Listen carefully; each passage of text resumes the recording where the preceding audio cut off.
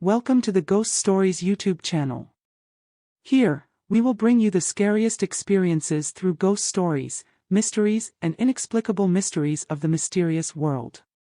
Whether you are someone who enjoys learning about ghost stories or simply looking for a new entertainment experience, our channel will be the ideal destination. Join us in the horror space and get ready for the most tense and scary moments. Don't forget to press the subscribe button and notification bell so you don't miss any new videos. Thank you for joining the Ghost Stories YouTube channel, and now, get ready for some spooky moments with us. The Dead Spell. Chapter 9. Officer, how is my mother? Seeing a police comrade approaching, I asked worriedly. The cold-faced policeman looked at me with contempt, then raised his voice. You used a pestle to beat your mother, and now you show such concern for her. Ton Trock cried and hesitated, not knowing how to explain. What should she say now? Mr. Heap, her brother came to see her for a few minutes. A voice echoed inside. Nonsense, who is being held in custody to meet his family? Police officer named Heap shouted angrily. When he was born, what he hated most was his unfilial descendants. Another police officer poked his head in and whispered, Boss Huey has approved, they will only meet for 5 minutes, you can stay by the side and watch to see what they say. How's mom, how's mom? As soon as I saw my brother, I rushed forward through the bars of the detention room. I stuck my hand out and chirped, wanting to hold his hand. Mr. Duke still loves me very much. From childhood to adulthood he has been a good brother, always giving in to me in everything. My brother coldly avoided the waving hand, making me feel even more frustrated and cry even harder. What are you crying for? Stop it. You don't trust me, do you? I sobbed. Believe, what do you want me to believe in you? How is Mom? First tell me, how is she? Mom is in a coma. Duke's voice was full of pain and anger. I know you don't understand why a filial daughter like me would attack her mother so brutally. I know no one will believe me. The doctor said that the critical situation is over. Fortunately, my strength is not great. There is a fracture in the skull, but it does not affect the nerves inside. I beat my mother until her skull cracked. No, it should be said that she forced me to beat my mother until her skull cracked. I painfully hugged my chest. Do you have anything else to say? If not, I'll leave. Duke looked at me coldly and then tried to turn away. I screamed, you have to believe me, I didn't do that on purpose. I was haunted. You said you were haunted, do you have a problem, Tam? Or should I force the kids these days to do drugs, so my mind is going crazy? Duke looked at me and smiled blandly.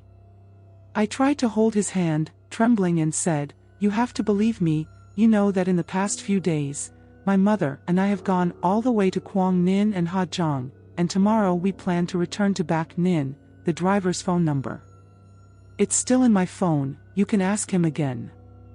I've been with you since I was a child. You must know what kind of person I am. My mother is the person I love the most. I will never, ever do anything wrong to her. I looked straight into my brother's eyes full of despair. If he turned away and thought I was crazy, I would lose everything, be abandoned by my family, and hated by my family. No, I have to prove to them, I'm not crazy. Please wait for Mom to wake up and confirm, I'm not crazy. I let go of my brother's hand in despair, sat down on the ground, clutching my chest and sobbing. Should I die? Death will solve the immediate problem, death will satisfy her, and not involve me anymore with my family. But I don't want to die without meeting my mother and seeing her get better, at least. You have 3 minutes left. The police officer named Heap looked at me like he was looking at a strange creature. Maybe he thought I was playing with toys, and was really crazy. His eyes glanced at my brother full of pity. Having a crazy sister is not easy for their family. You said, I listened, Duke suddenly said calmly. My brother has always been the same since childhood, always smart and determined. I gave a very brief summary of my story about being haunted, because I knew we didn't have much time left. After Comrade Heap reminded us a few times, I grabbed Duck and told him, "You have to find Teacher Duongdang, you have to find him." I whispered, then collapsed on the cell floor, looking at him. My son left calmly. "Do you believe me? Can you help me? I'm tired, very tired." I was interviewed about the incident, but I did not go into detail about the haunting. I simply told them that I was sleepwalking and seeing ghosts, thinking my mother was a ghost, so I attacked her. Of course, no one in the police believed that there were ghosts, nor did anyone believe that a sleepwalker would attack a woman who had no ability to resist, and that person was the culprit's mother. There is no conflict between me and my mother. I am usually an honest citizen and have good reviews from my neighbors, so it seems I have no motive for the crime. They were inclined to the theory that I was intoxicated by playing with toys, and immediately took me to have my blood tested to see if I had used drugs, but they were disappointed. I was not a crazy drug user. Go kill your mother. Was I really sleepwalking? Or do I have a mental problem? Maybe they think I'm crazy. Why don't you tell the interrogator about the incident you presented to your brother? Or is what you told him just a fake story? Heap, a police officer about the same age as me, looked at me through the iron bars, pouting and smiling faintly. I silently collapsed at my feet, tears rolling down my eyes. I am still locked alone in the district police detention room, and this is the first night I have slept in a prison like this. Tong, tong. There was the sound of water dripping in my ears. I opened my eyes and saw that I was still in the detention room, but the lights were no longer bright and became dim, flickering. Tong, tong. There's still the sound of water running in my ears, making me uncomfortable. I stood up and suddenly realized the cell door was unlocked. Looking outside the bars, I saw Comrade Heap sleeping on the table. It's strange, why did he fall asleep while watching the prisoner? Also, why did this door open? Aren't they afraid I'll run away? I pushed the door open and walked out, trembling as I walked. The cell's light flickered and turned off very strangely, making the scene in this desolate detention room even more magical. Honey, honey, the door is open. I will escape. I half-jokingly and half-seriously called Heap. He still slept soundly. Comrade Police, the prisoner will escape. I called out, but he still didn't move. I boldly patted him on the shoulder. Cold. Cold. I took a few steps back, my heart beating wildly. Why can a living person be so cold? I half wanted to run, half wanted to go and pull Heap out to see if he was alive or dead. What happened? But I know that if I step out of this room without determining Heap's condition, I will most likely be charged with escaping from prison, and if Heap is dead. Why? Why could he die? Pursing my lips tightly, I moved to turn his shoulders up. A horrifying scene appeared that made me fall backwards to the ground. Heap's face was full of blood, blood drenched his whole face, smeared on his blue military uniform, making the scene even more horrifying. And the scariest thing was, his eyes had been gouged out by someone, and the sound of running water I heard was the sound of Heap's blood falling to the ground. No, no, I screamed, is there anyone? Kill people, kill people. A high-pitched laugh sent chills down my spine. The silhouette of an ethnic woman wearing a red scarf walked in from the door. She looked at me through empty eye sockets, gently, killer. Who kills people? Demon, demon, you are a murderous demon. I pointed my finger at her face and screamed. I don't kill people. The woman coldly responded to my words, then she pointed her hand at me, you are the murderer. Liar, you lie. I sobbed. Look at your hands. I looked down at my hand. In my hand was a sharp knife covered in blood, including police officer Heap's pupil. Could it be that? I killed him and gouged out his eyes. No, it's not me. I threw the knife to the ground, causing the pupils pinned on the tip of the knife to fly out. They stopped in an orderly manner, turning around to look at me. Then the dead police officer heap on the table suddenly stood up and asked me in a distant voice, "Why did you kill me?" Asian. I screamed and jumped up, sweat all over my body. I dream again. I looked at the clock on the wall, 3 o'clock at night. Officer Heap is still alive, sitting at his desk looking at his phone. Seeing me scream, he just glanced at me, smacked his lips, then looked intently at the phone again. Seeing that he was still alive and that it was all just a dream, I breathed a sigh of relief, hugging my knees tiredly and leaning against the wall. That woman's magic power became more and more terrifying. She once made me harm my mother. Surely at this rate she will continue to make me harm others, until the day I die, according to her wishes. I wonder what I did wrong in my previous life that I have to suffer such torment in this life. Flash off. While I was thinking vaguely, the light in the detention room suddenly flickered. I shivered. It was just like in that dream. Police Officer Heap saw the flashing lights and cursed.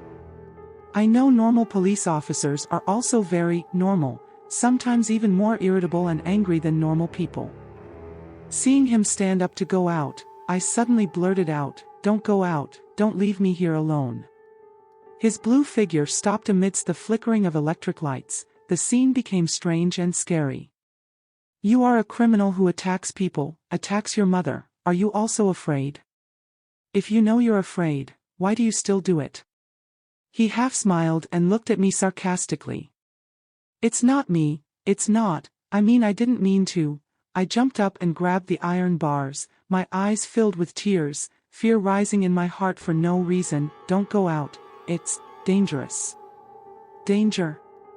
Police Officer Heap smiled faintly. "I'm a people's police officer, ma'am. I follow materialism and don't believe in ghosts. I'm just going to check the power lines. You obediently stay here alone." He didn't pay attention to me anymore, walked out, and the door wasn't closed. I sat huddled in the corner full of fear, looking down at the handcuffs, then up at the prison bars, constantly chanting, "Namo Amit Ba Buddha." "Sleep well, my child, let me go plant and plow." A woman's strange singing echoed from the hallway straight into the detention room. The singing was half magical and half strange, sometimes low, sometimes high, sometimes hearing the interruption clearly made me want to close my eyes. I grabbed my hand to stay awake, but was so scared that I almost fainted. This lullaby is not normal, certainly not normal. Bump thug.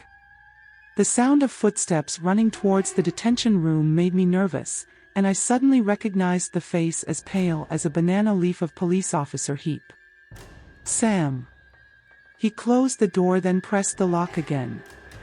At this time, the cell light no longer blinked but turned off completely. The room became pitch black. Only the sound of Police Officer Heap's heartbeat could be heard clearly in the night. "What is going on? Why are you running?" I asked him worriedly. Heap turned on his phone's flashlight, then came and sat close to the iron bars where I was imprisoned, sitting down and panting. "What is going on? Did you see a ghost?" My voice gets smaller and smaller. Yes, she sings a lullaby. Everyone sleeps. Heap stammered hard, then exhaled again. I could see the phone's light was on. The battery in his shaking arm made the light tremble as well. "Who sings lullabies? What sleeps?" I'm impatient. This guy just eloquently patted his chest and said he was a materialist people's police officer, but now he's like he's seen a ghost. Could it be he really saw a ghost? Heap took a deep breath, stroked his chest with his other hand to regain composure, then said, "I went to other rooms to look for people and saw that everyone was sleeping. The police were also sleeping and the criminals were also sleeping. I couldn't call them, so I returned home. In the middle of the street, I saw a woman wearing flashy clothes and a red scarf standing and singing in the middle of the hallway. I immediately ran. It's her. I whispered. She has no eyes. Heap's voice was low. I had to strain my ears to hear what he said. Knock knock. Someone was knocking and turning the doorknob. Heap shouted loudly, "Who is that?" but no one answered on the other end. We both panicked. We were locked in a closed room. I was handcuffed and locked in a prison cell. The situation was bad, very bad. Heap told me to take his phone. I glanced up at the signal tower. There was no signal. Then he pulled out his gun and raised it, trembling. "Who is that?" "Don't come in here and I'll shoot." I grabbed the back of his wet shirt and punched him. "Don't mess around. It could be an illusion that makes you think it's a ghost, but it's an innocent person." Heap looked at me suspiciously but still held the gun in his hand. Namo Amitabha Buddha. Namo Amitabha Buddha. Namo Amitabha Buddha. I turned to Heap. "Don't shoot, read after me." Heap seemed skeptical. "Then read along with me." The louder our reading became, the softer the sound of people touching the door and turning the doorknob became, then the sound of turning the door became silent. Suddenly there was a cold, cruel, high-pitched laugh that echoed long into the night, and the wind outside the door whistled like a whirlwind. Police Officer Heap and I spent a terrifying night. By the time we were too tired and too afraid to recite Buddha's name, I fell asleep. Police Officer Heap, I didn't know how long he could stay awake. Knowing that when he woke up, he had already assigned a shift with someone else and was not in the room. That afternoon, Police Officer Heap with dark circles and gray face came back to see me and said some very strange words to me. "Last night everyone didn't sleep as I saw.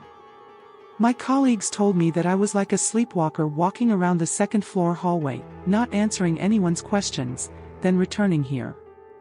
They think I'm tired so I sleepwalk like that, so just ignore it. No one in the office hears the lullaby like we hear." He looked at me strangely. "Was everything last night a dream?" "I'm not dreaming." I slowly shook my head. "But you were led by a demon's hallucination. Like me." That night, Heap wasn't supposed to babysit me, but he switched shifts with a colleague to babysit me at night. I looked at him pushing strangely. "I'm afraid of ghosts, but no matter how scared I am, I still have to meet her. I'm somewhat used to it." "But he is different. He seems to be very afraid of ghosts, but why does he still deliberately come here on duty to meet ghosts? Aren't you afraid of ghosts? Or do you want to confirm that there are ghosts in the world?" Reversing the situation from yesterday, he mocked me. Today I mocked him. "I thought you were a materialist." Indeed, during the day, when I remembered the scene of Heap being so scared that he almost peed his pants last night, I really wanted to laugh in his face, but I didn't have the courage to laugh because my situation was even more tragic. At least Heap was the one who was accidentally involved. If she didn't have anything to do with me, maybe she wouldn't bother him anymore, but I'm different. Whether I like it or not, I'm still bound by the curse of that woman.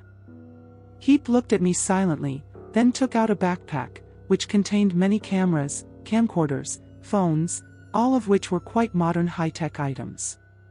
Heap placed the camera everywhere in the room, on the top of the cabinet, on the table.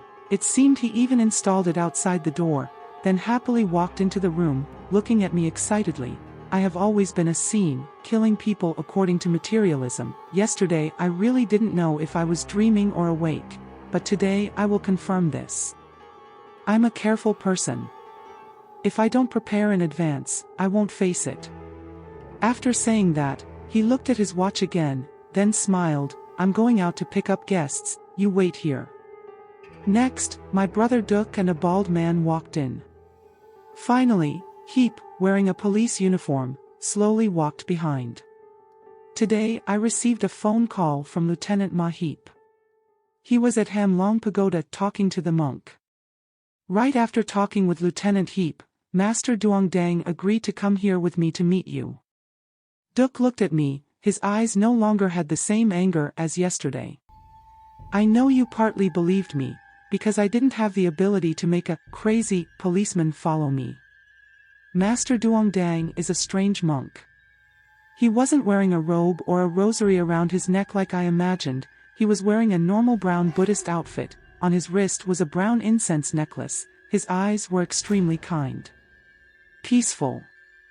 I thought Duongdang was an old monk, but I didn't expect him to be very young, less than 40 years old, with white skin, pink lips, a red cinnabar mole in the middle of his forehead, and at first glance he was kind and gentle. Messenger of Buddhism. Meeting the teacher, for some reason, I felt extremely peaceful and relieved. I didn't know what happened after that, but I could only watch it through Heap's police camera. Told by Heap Police. After Teacher Duongdang gave her sleeping pills, she fell asleep. Teacher Duongdang ordered me to go in and carry her to the bed, while he sat cross-legged on the ground, mumbling and reciting Buddhist scriptures. It was 1 o'clock at night. Her brother and I sat outside dejectedly looking at Teacher Duongdang, chanting prayers, while she slept soundly, unaware of heaven and earth. I wonder if ghosts will appear today. Her brother sat nodding on my desk, eventually falling asleep. I sat close to the door, smoking a cigarette. At exactly 2:30, the electric lights suddenly went out, just like yesterday.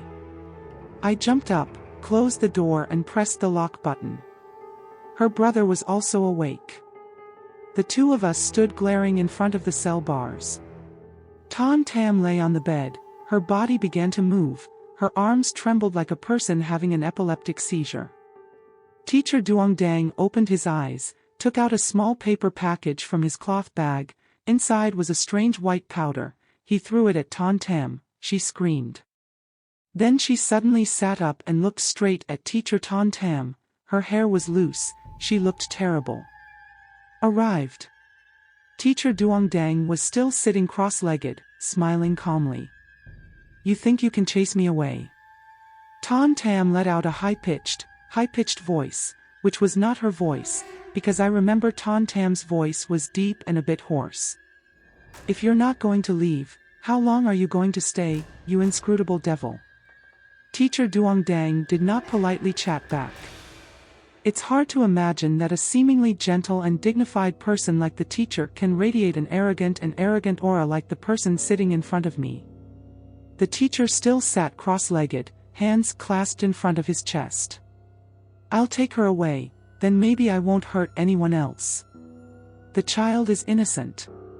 His mother committed a crime against you, but didn't you bring her mother down there? Her soul cannot escape and must stay down there with you forever, right?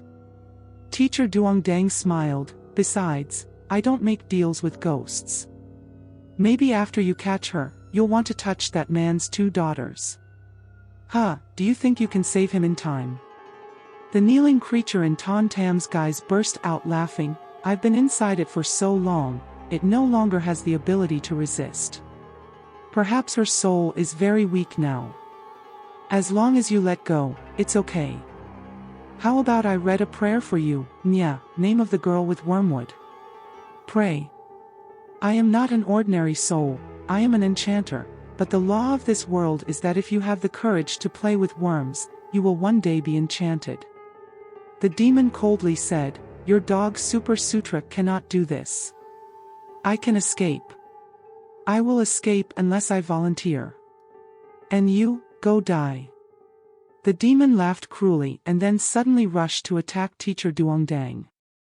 It pushed him down and then wrapped the handcuffs on Ton Tam's wrist and tightened them around his neck.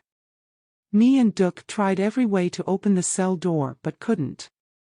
I even put the key in but the lock couldn't be turned and was broken in half. Teacher Duongdang. Ton Tam. Duc and I kept calling. Just when we thought the demon was going to kill Master Duongdang, he took off the agarwood bracelet from his hand, put it behind him, and hung it around the demon's neck. The demon let go of the teacher, howling in pain. Freed, Master Duongdang immediately turned around and tightened the agarwood bracelet around Ton Tam's neck, muttering the mantra. What do you see, Nye? Teacher Duongdang asked. My mother, my sister. Ton Tam's voice was no longer high-pitched but became clear like a young girl's, but also not like her usual deep and hoarse voice. What do you see, Nye? I'm planting rice, I'm still planting rice every day. What do you see, Nye? I'm picking the throne, I'm picking the corn. What do you see, Nye? I met Krapiu, he said he would marry me. Tears rolled down Ton Tam's face. He made an appointment with me but then he didn't come. The one who came was Teacher Home. He took me home, chained me up, gouged out my eyes, took my blood to grow wormwood. She was due, she left me to be killed by Teacher Home. I live in a wormwood tree, every day I have to obey Due, listen to her instructions to help her win Mr. Kwong's heart. Later he knew, but he asked me to help him see into the future and win many bidding deals. Later I forced his son to gouge out his eyes and commit suicide. Now I want to force her daughter to gouge out her eyes and commit suicide. Ton Tam suddenly gritted her teeth, her whole body trembling. Master Duongdang recited another sutra, then asked, Nye, where is the wormwood tree? She was silent. Nye, where is the wormwood? Only by burning the wormwood tree and freeing her soul will she be able to transcend and be reincarnated as a human. Under Due's living room there is a secret cellar. Master Duongdang mumbled his prayers again. It was almost morning when everything seemed to be finished. Ton Tam collapsed to the ground. Teacher Duongdang tiredly wiped the sweat from his forehead, then calmly walked out of the detention room. On his neck there was a very scary mark, showing dried blood. Let's go to her house to find the wormwood tree and then burn it, then Nye's soul will be freed. Thank you teacher, thank you 1,000 times. Duk spoke while crying, clasping his hands and bowing his head before Teacher Duongdang. Hurry up or she will change her mind and not be able to escape anymore. Listen to Duk tell that when he and Teacher Duongdang found the wormwood tree, its leaves had turned dark red and had a strong fishy smell. When they doused the wormwood tree in gasoline and burned it, it seemed like a woman's cry came out so pitifully. In her previous life, Ton Tam owed money to her, Nye. In this life she should have paid with her life, but because of her childhood, Ton Tam was in debt to her, Nye. Once saved a child who was nearly drowning in a swimming pool, which was considered to alleviate his past life sins. This is Master Duongdang speaking openly. What is cause and effect? What is predestined life?